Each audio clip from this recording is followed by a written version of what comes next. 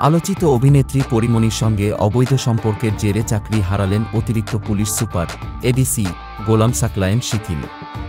অভিনেত্রী পরিমণির বাসায় নিয়মিত রাত্রিযাপন ও স্ত্রীর অবর্তমানে রাজারবাগে নিজ বাসায় অভিনেত্রীকে নিয়ে গিয়ে 17 ঘণ্টা অবস্থানের প্রমাণ পেয়েছে পুলিশ।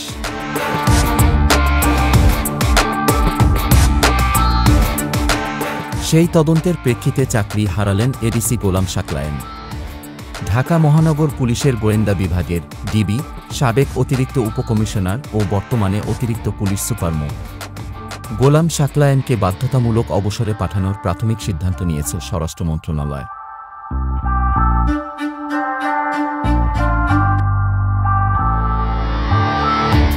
স্বরাষ্ট্র মন্ত্রণালয়ের চিঠিতে বলা হয়, সাকলায়েন ডিবির গুলশান বিভাগে থাকার সময় নায়িকা পরিমণির সঙ্গে ঘটনাক্রমে তার দেখা হয় এবং যোগাযোগ শুরু হয়। এরই ধারাবাহিকতায় তিনি নায়িকা পরিমণির বাসায় নিয়মিত রাত্রিযাপন করতে শুরু করেন।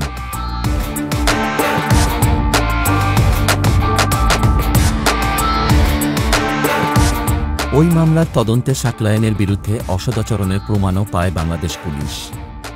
সেই অসদাচরণের অভিযোগে দেওয়া নোটিশের জবাব সন্তোষজনক না হওয়ায় সাকলায়েনকে চাকরি থেকে বাধ্যতামূলক অবসরে পাঠানোর সিদ্ধান্ত নিয়েছে পুলিশ।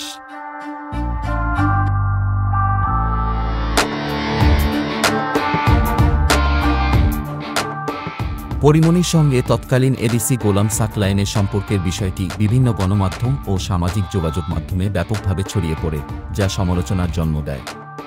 সাকলায়েন পুলিশের একজন দায়িত্বশীল কর্মকর্তা হয়ে সরকারি দায়িত্বের বাইরে চিত্রনায়িকা পরিমণির সঙ্গে অতিমাত্রায় ঘনিষ্ঠ সম্পর্ক স্থাপন করেছিলেন।